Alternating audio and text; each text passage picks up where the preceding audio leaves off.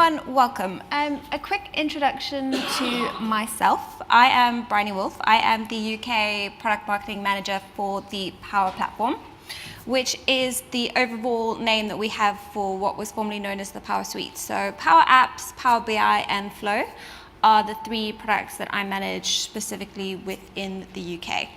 It's a really exciting place to be. It's an exciting product to manage. Power BI is very mature, but Power Apps is what we'd say a emerging solution. It GA'd about 18 months ago. And today I'm going to be taking you through the journey, a little bit about a background of all of the Microsoft's three clouds and how the Power Platform essentially fits into that.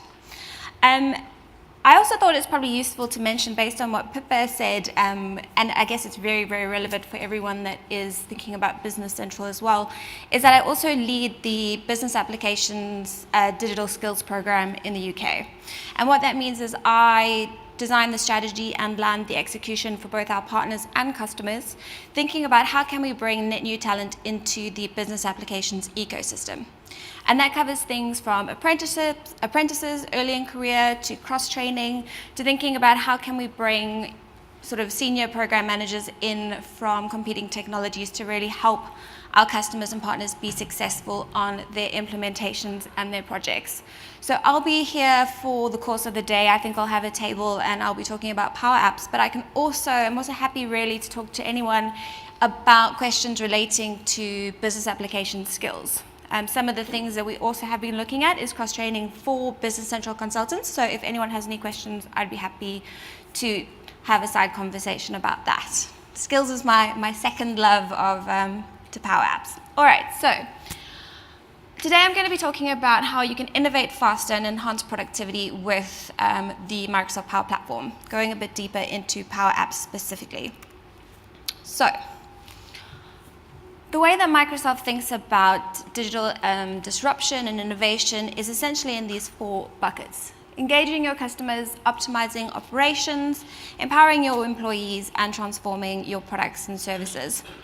When we think about innovation and disruption, it's very difficult to transform an industry without some sort of change or innovation happening within each one of these areas.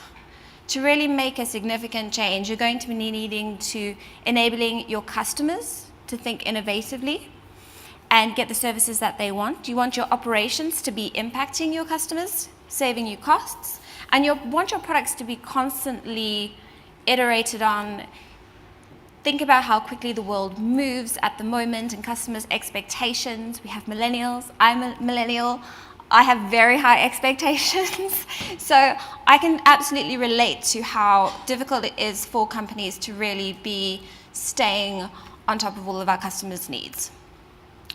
So I'm going to go a bit deeper into these four areas in terms of the digital feedback loop. And the digital feedback loop is the concept by which Microsoft uses to really think about these four concepts in the products that we work on. So we think about business applications, and if you think about how traditionally with business applications you'd have all these siloed data sources.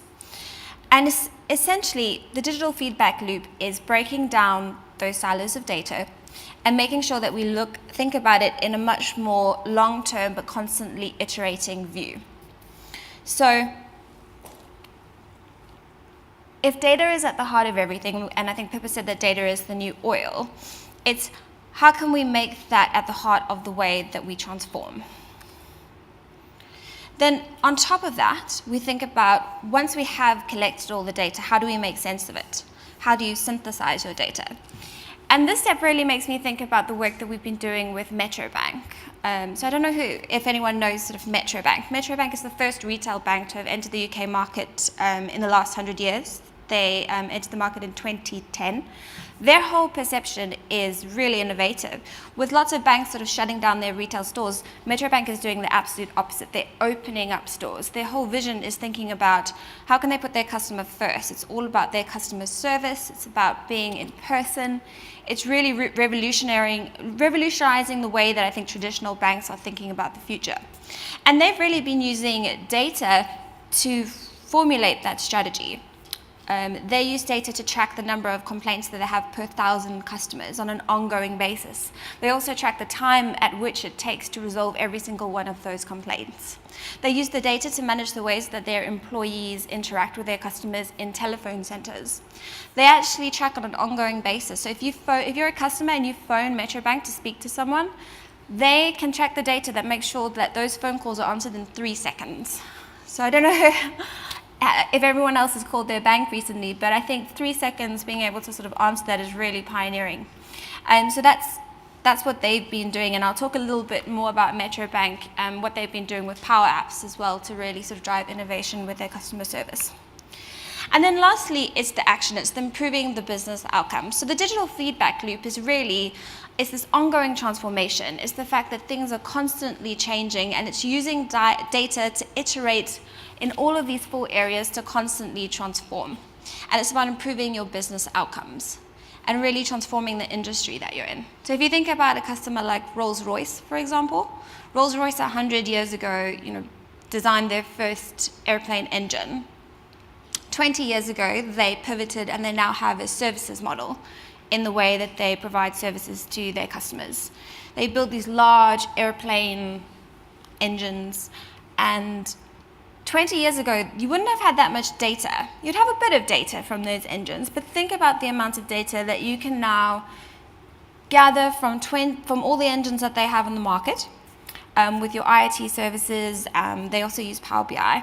And what they've really done is they've used this sort of process, they've used Power BI, they've got IoT within all of their machines and in the services model, and they've used that data to actually totally reimagine the way that they are offering services to their customers. They now actually offer consulting services as well, taking the data that they get from the engines that are leased out to their customers. So in the airline industry, I think 40% of costs are fuel costs. So if they can use the data, and then there are a huge amount of factors that affect fuel costs. The wind speed, how clean the engines are, but it's very expensive to clean engines, how often you clean engines, how long it's on the ground, how long your kind of flight speeds. And what they've been doing is they've been using all of that data to really optimize it for their customers. They now actually consult with their customers to help their customers be more efficient and save money and fuel. So it's really about constantly iterating and transforming the industry that you're in. And these are essentially the outcomes that we're constantly looking at. And it's an ongoing journey. All right. So Pippa mentioned the cloud, the public and private cloud. So I'll just sort of I'll put the steps in place so that we can sort of have a foundation of understanding before we go a bit deeper on PowerApps specifically. So Microsoft Azure is Microsoft's cloud. It is intelligent, it's secure, it is a trusted cloud. We have, I think, 90% of 500 Fortune companies are using the Microsoft Azure cloud, and we're now scaling in 54 regions. Microsoft 365 is our second cloud, and I think Pippa mentioned Teams, and I'll sort of take this opportunity to say that within Microsoft we have now transitioned from Skype to Teams. We went through I personally went through a little bump. I quite liked Skype, but now I love Teams. So if your company is not thinking about Teams, I would really recommend having a look and really going deeper, because it really actually brings together so many different elements of collaboration, and it is a phenomenal way in which to work, particularly in the flexible world that we live in. Other things that I think are probably worth pointing out and thinking about for Microsoft 365 is workplace analytics. It's a really exciting place to be. I've talked about how data is the new oil, how you can use it to transform and really understand things. And workplace analytics is really a great way for employees to understand their working habits, and for managers to really understand sort of how is their team working and how can you create a working environment that is adaptive to all of your employees' needs. And so I'd also say workplace analytics is a really exciting place to be thinking about as well. And then Microsoft Dynamics 365. So I sit within the Business Applications Business Group within the UK, which is where the Power Platform sits. So we are a part of Microsoft Dynamics 365. And these are all of the workloads, including Business Central. Okay, so this is the context in which we sort of have a foundation of 3 clouds. So I'll go a little bit deeper now into the Microsoft Dynamics 365 product stack. So if we think about the way that business applications has transformed over the last 40 years. 40 years ago, we had CRM, a lot of it was paper-based, we had this back-end system. And what Microsoft Dynamics 365 has essentially done is it's broken down the barriers between your traditional CRM and your ERP. And that's our long-term vision and our strategy. It's really about one unified process and platform that really brings together all of the elements of the digital feedback loop that we were discussing to unify and have one place for your data that makes sense, but also provides a place for you to really gather insights from and then innovate forward in a forward-thinking way.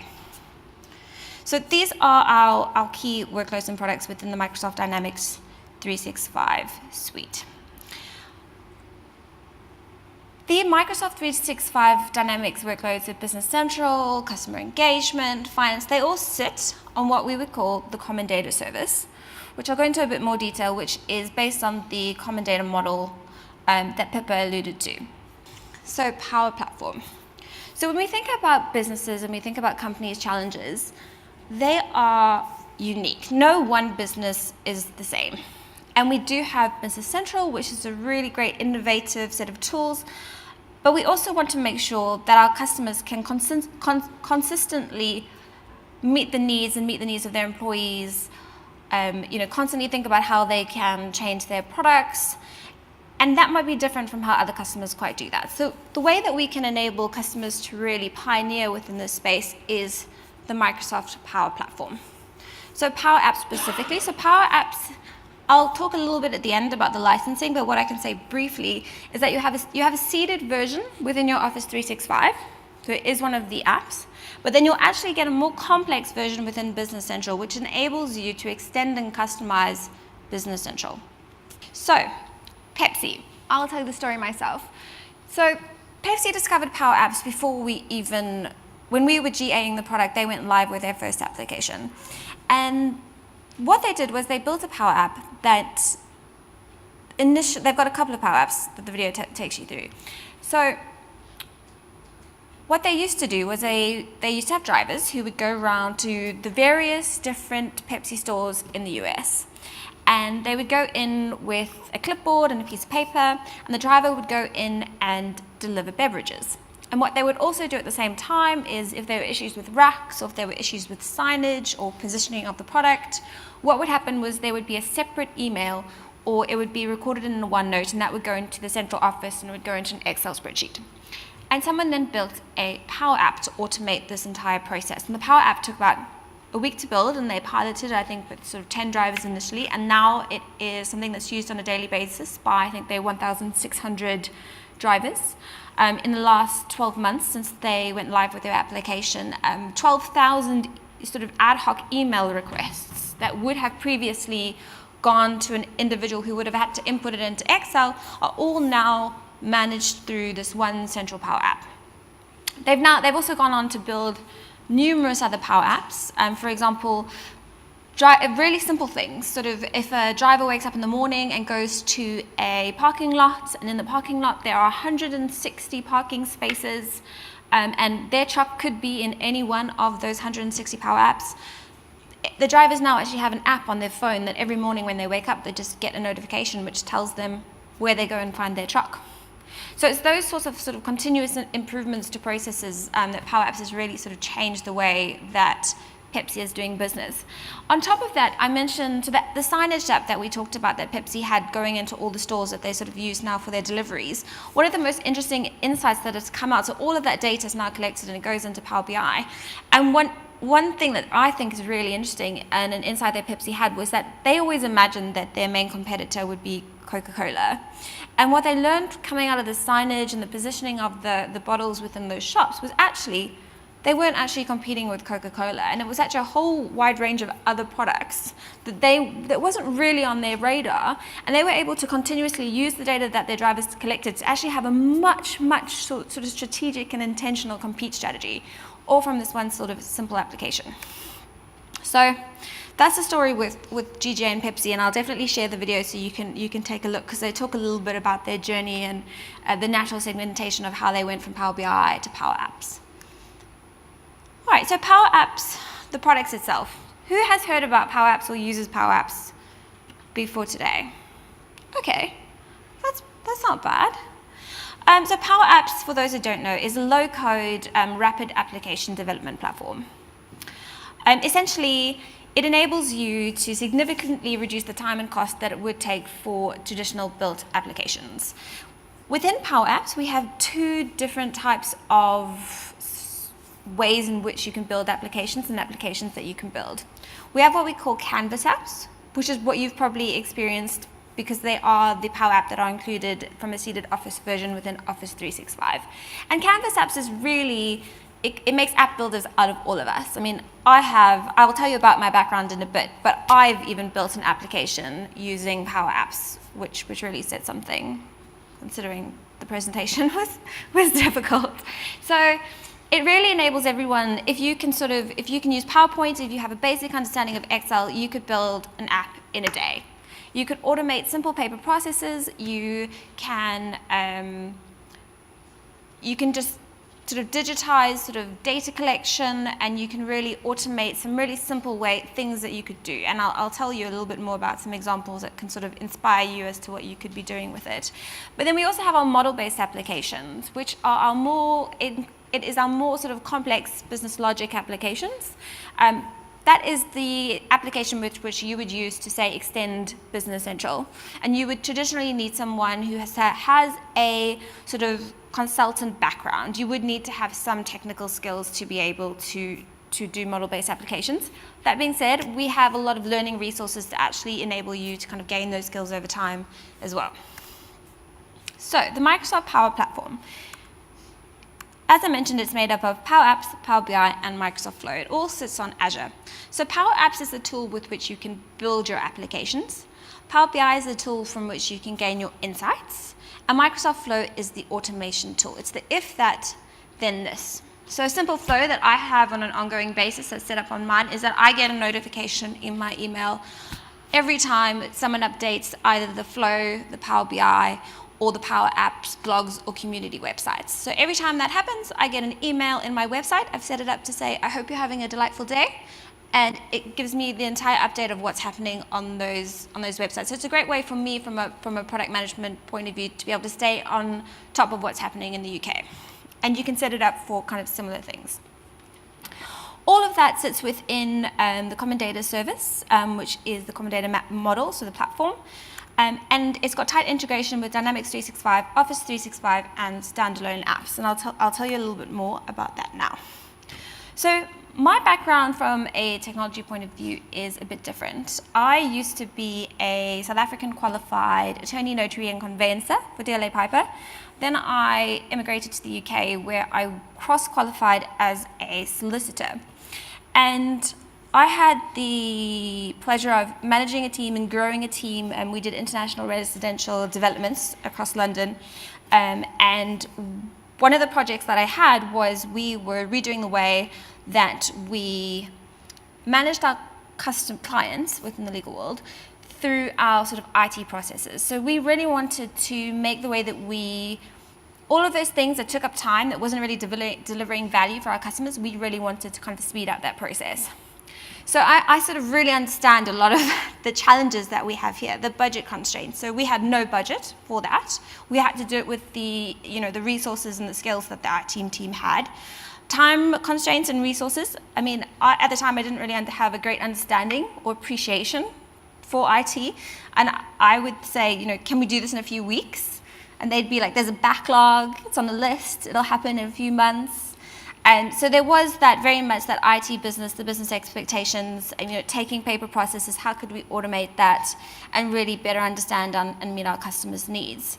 So all of these challenges I really do have an appreciation for, and I think they are challenges that most companies face in some way.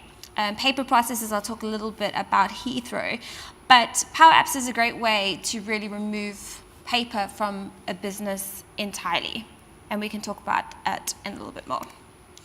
So innovate faster with the low-code, no-code platform. what it enables you to do is really reduce the time and cost of building applications. You no longer will need a developer. So we talked about how digital skills are a huge challenge. Developers are very expensive, and we will of course need them. But it's a great way to really get those apps that you would never have had funding to be able to build. You can now do quickly and easily with PowerApps in a low-code environment without the developer investment.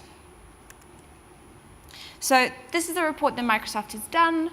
The link is actually on our powerapps.com website if anyone wants to read it in a bit more detail.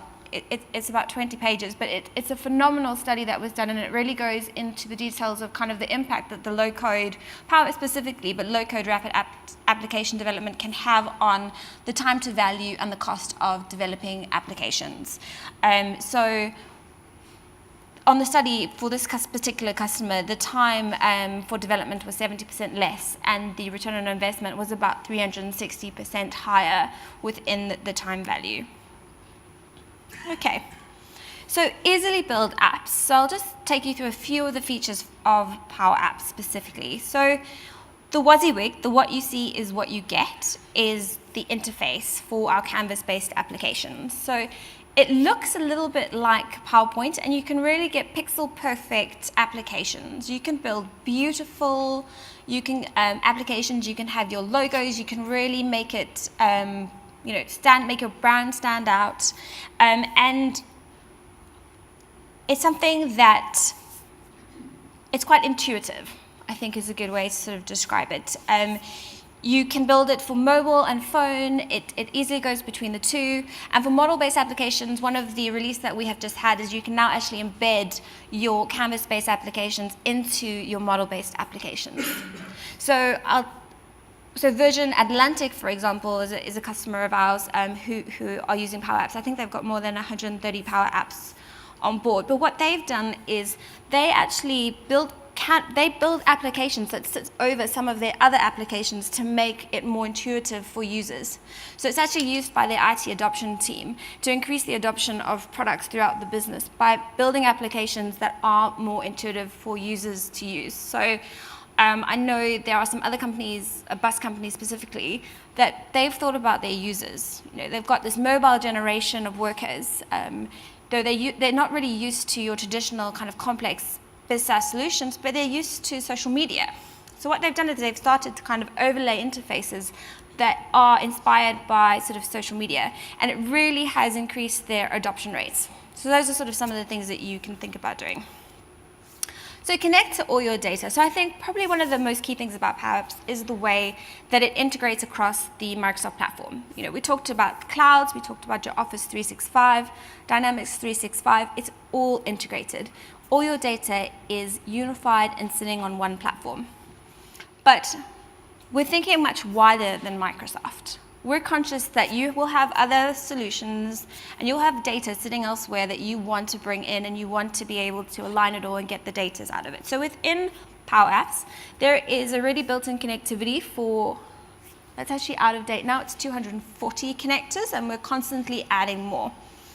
And that means that you can bring in your data. So if you have SAP, if you have Oracle, if you have Salesforce, if you have Workday, if you are in marketing and you wanted to bring in your data from social networking sites, if you wanted to be thinking about your sentiment analysis, we have built-in connectors. So even in your Canvas applications, it's as simple as sort of clicking and building that connector, and you can really start to bring in your data and get the value out of it.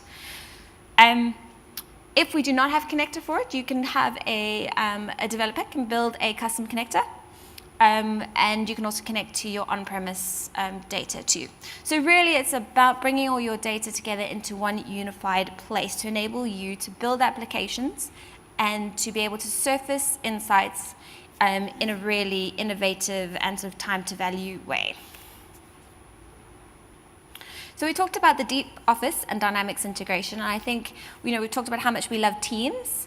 So PowerApps can be embedded into Teams as well, so you can think about the way that you can actually sort of automate your processes, and particularly flows work really well in Teams, sort of if sharing documents or when sort of you want approvals for things, it all integrates seamlessly.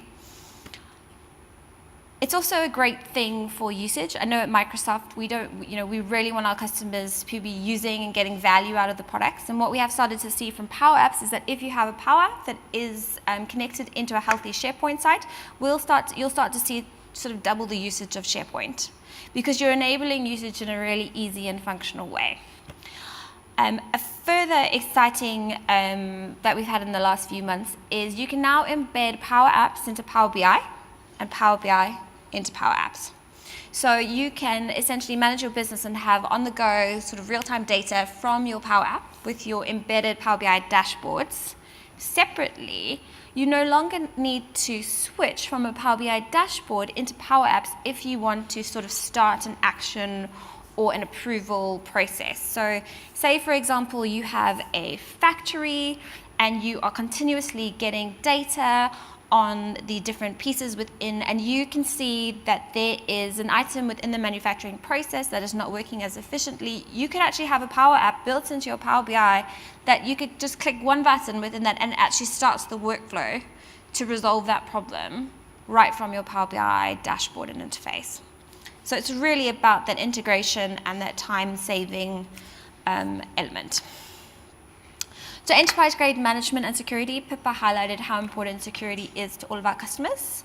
And I know with Brexit coming, this is sort of a question I get asked quite freely. So yes, I can confirm that Power BI, Power Apps, and Flow are all based on our UK data centers and come built in with enterprise-grade security and control. I mentioned Virgin Atlantic, and I mentioned how they were talking about how they managed their IT adoption process. But the reason that they have an IT adoption, sort of how it all came to be, was there was someone on Power Apps and they sort of had the admin view open and they could see that there were people in their organization that were sort of building apps. And I know a lot of IT departments are sort of scared by the concept of shadow IT, but it really enables a way to kind of manage that entire process and really facilitate dialogue between different parts of the business. So one of the options is, of course, you can shut down users from being able to build or create new applications themselves. But what Virgin Atlantic did was they actually reached out to the business users and they said, well, what are you trying to do? And what they've actually then done is they've got a firm-wide process by which IT sort of works hand in hand with business, helping them to build applications to solve those business problems so it's business users working with IT to solve their own business problems. So they've really created a great way to sort of manage the way that the whole business sort of solves their problems with technology on an ongoing basis. So professional developer extensibility. So we talk a lot about low code and no code, and Power Apps is a rapid application development platform, but it is also a platform with what we would say is no cliffs.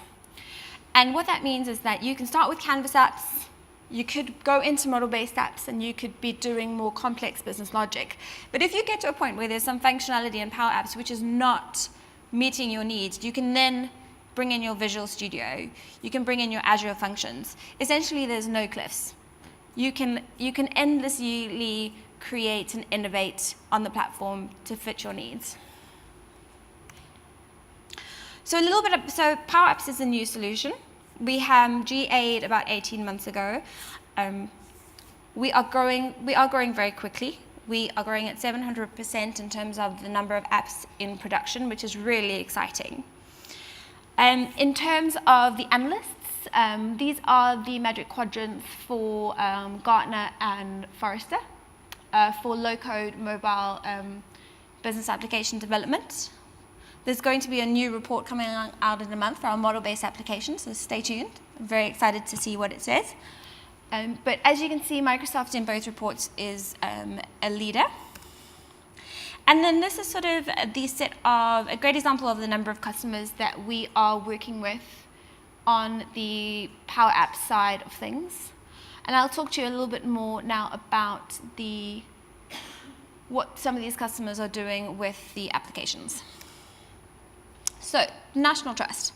The National Trust was one of our first UK customers to go live with a Power App. So, who has visited a national heritage site in the UK? Okay. So the National Trust, I think they manage about 250,000 hectares of property. There's about 500 sort of very sort of historic places of interest that they look after. And they are tasked with maintaining it and conserving it in the long term for sort of the people of Britain and visitors. And the way that they used to previously make investments and sort of manage those properties was they had a huge sort of army of volunteers, predominantly retired individuals. I think they had about 60,000 people who sort of helped maintain and sort of collect information. And what this would usually be is someone would visit a site, they'd have a pen and paper, they'd walk around the property, and they would just sort of make notes. And sometimes it would be on the back of an envelope, it could be on a postcard, and this information would then all go back to the head office, and it would all get compiled into an Excel. There was errors, there was time delay, it wasn't programmatic, it was a very difficult process to manage. So what they did was they built a inspection app using PowerApps. So what it meant was that any volunteer could download it onto their tablet or their mobile device. And it took into account the type of user. Most of their volunteers were retired individuals, sort of over the age of 60. And this was taken into account in building the application. So it was built in a very simple, intuitive, easy to follow sort of logical way. You could take pictures and sort of connect your pictures to your report. And it sort of guided the volunteers through the inspection process. All of that information was then collected and it went into a central database where they ran intelligence over it. And really what it started to do was help them to make much better investment decisions. And they could really start to sort of figure out, well, you know, where was the money, where were their investments sort of working out, where was it not? And it was being able to really surface that data and intelligence. TransAlta is a $3 billion Canadian green energy company. And what they did was they have these huge wind farms, massive sort of wind farms in the country. And they obviously suffer from varying sort of weather conditions. And their wind farms were getting damaged. So they used to run a Excel spreadsheet that had macros built in that they used to automatically refresh on an ongoing, had to have an individual refreshing on an ongoing basis to make sure it was constantly being managed. But there was human error and it wasn't working as effectively as it could be. So they built a Power App, and what the Power App did was it connected into intelligence and into Bing Weather. And what it enabled it to do was it actually started to automatically shut down and start up these huge wind turbines based on the weather conditions and historical analysis sort of impacts and outcomes of what had happened before. And I think in 6 months of building the app, they were able to save $2 million in the cost of damage that they would previously get from the wind turbines. So it's a great way, and that application cost a fraction of the cost. I mean, we should have used this customer for the ROI report because it would have been phenomenal. But I mean, it's really exciting what they've done. So I mentioned Metrobank and how they're using Power BI, but they've also built this really phenomenal app called Ingreet, which is an app when you go into the bank, it's all seamlessly integrated with the CRM, and a person will greet you, all your information comes up, and it means you don't have to wait around or sit. They can actually they use AI to predict up to a minute accuracy, sort of how long you'll have to wait, and then they can make sure that you are meeting with the appropriate person. And that seamlessly integrates into Dynamics 365 in terms of bringing up the customer information and really then feeding that data back into the system. So it is that endless loop of reimagining the process and really innovating with the entire end-to-end product. So Drive Time is a US company that spends $1.4 billion a year in vehicle auctions. And they have 65 sellers that are spending that much money. And what they used to previously do was they'd go into these big warehouses and they'd stand on this conveyor belt. And the conveyor belt would sort of move, and the auction individual would have a very short period of time to be able to assess this car that they would later bid and spend a lot of money on. So they built these Power Apps that enabled, that really gave the sellers the tools that they needed on sort of a real-time basis to be able to make these kind of bidding decisions, values of cars, historic data, to really be able to think about, the standard of the car. What was also really interesting, what they hadn't expected was that the data on their salespeople that they got from this, because they also had a separate app which their sellers were then using to, I think, manage about 6 sort of non-live auctions at any given time. And what they can now do is, on an ongoing basis, the data that they have on their 65 sellers in terms of performance, decision making, is really being built into the way that they develop and sort of train their staff, because you really have a much sort of 360-degree view of what's happening in your business and how your sellers are performing. So Standard Bank is a South African bank. It's actually the largest bank within, I think, Africa. I think they have a balance sheet of about 150 billion. I don't know if anyone's noticed, I'm South African. I actually used to bank with Standard Bank. And one of the things that South Africa does struggle with a little bit is crime. I think it's sort of, we all know that. So what Standard Bank used to do was they used to have problems with their ATMs, and they used to have inspectors that would go around with a clipboard and just make sure, they would inspect the ATM, they would make sure, they would collect a lot of data. It was all a paper process. It was getting inputted into Excel. And essentially they built a Power App that their staff have on their own mobile phones. And the data that they've been able to really surface has enabled them to think about the way that has enabled them to transform their entire strategy for how they maintain and look after and make decisions about where to place their ATMs across the country. I think Standard Bank now has over 150 Power Apps within their organization, automating a number of sort of processes from simple to kind of complex. So it's a great example of how once a business understands sort of the value and builds 1 or 2 Power Apps, and they understand how easy it is and how it integrates and really can give value to a lot of the other Microsoft products and services, it really does start to take off. It's a great, I think Pippa ended talking about AI, and I can sort of do similarly, because Power Apps is a really great platform from which you can bring your AI and cognitive services to life. I mentioned how it had standard connectors into your social networking sites. So that's a great way. It's an endless sort of fountain of data to run your sentiment analysis, to really understand your customers more, to understand your industry more. It's also a great place for kind of just really surfacing additional, in sort of a interesting way, something like what we've seen some companies do is they've built what we call the emoji app. So if you want to know if your employees are happy or not, it's just an internal app. So employees take pictures of themselves on an ongoing basis. They upload it to a shared forum, and it uses facial recognition and data and AI to actually rate how happy employees are on an ongoing basis. So it's a great way. It's done in a fun way, but it's a great way to really understand, are your teams happy? Because that is so important. I don't know if anyone's heard of the Marmite app. The Marmite app.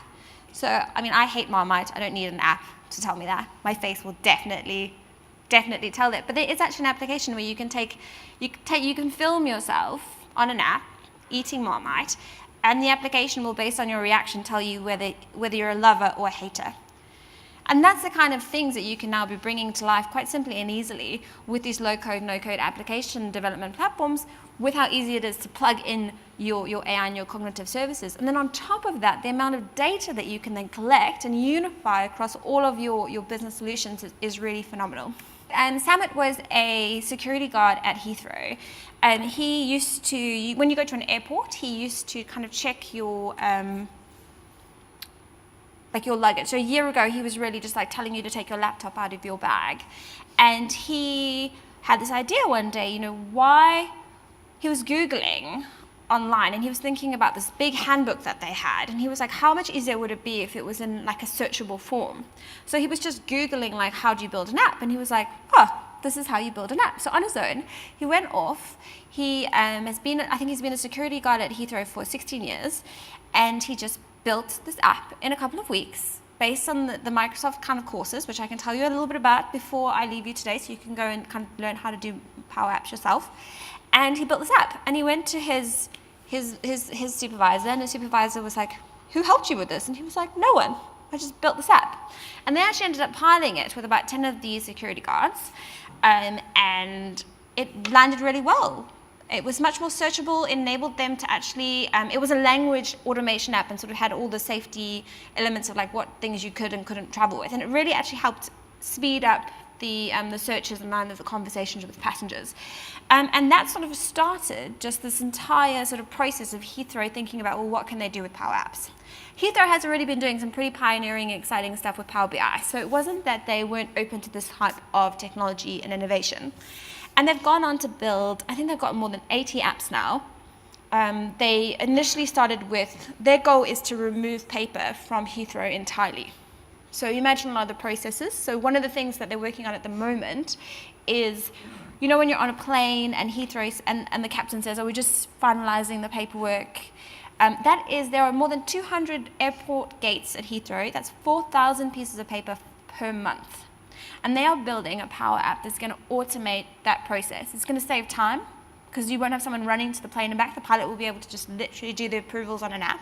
And I think the number of paper, so it's 400 times 12 times 200 is the amount of paper that they'll be saving. The first app that they built saved them about 13,000 pages of paper, and I think about 8 hours of sort of manual input on a week. So it really just shows what you can do, and their whole mentality is they don't want to save a tree. Their goal is to sort of save the forest. So I really love their sort of the way that they are really building it into what they're doing in their mission. So, Power App plan for your needs. I'll be around this afternoon and I can talk to you in a lot more detail about the product itself and what you can do and how it can fit in with your business. But there is a seated Office Power Apps version within Office 365. There is a Power Apps Plan 1, which is about £5 per user, which enables you to really connect to all if you want to bring in your business data from Salesforce and Oracle. And then Power Apps Plan 2 is included within your Business Central license, and I'm happy to kind of talk about what you can be doing with that. So it's easy to get started with Power Apps. So as I said, I've built an application and my own sort of app, and I can build Canvas apps. So there's a phenomenal range of training, which is online and freely accessible for customers or anyone that's interested in it, to really learn how to build your own Power Apps. We also run dashboards in a day activities, which is kind of where we guide you on a day-by-day basis to build your own application. But really, if you go to Microsoft My Learn, there is a phenomenal set of courses and very sort of an hour with set modules that will really take you through the entire process. There's also a 6-week freely available edX course, which will take you through the entire process, from building a simple Power App all the way to learning how to do model-based applications. And it's a great way to think about how you can get started on your own and really get the value out of the Microsoft products and services. So, but thank you. Thanks for having me.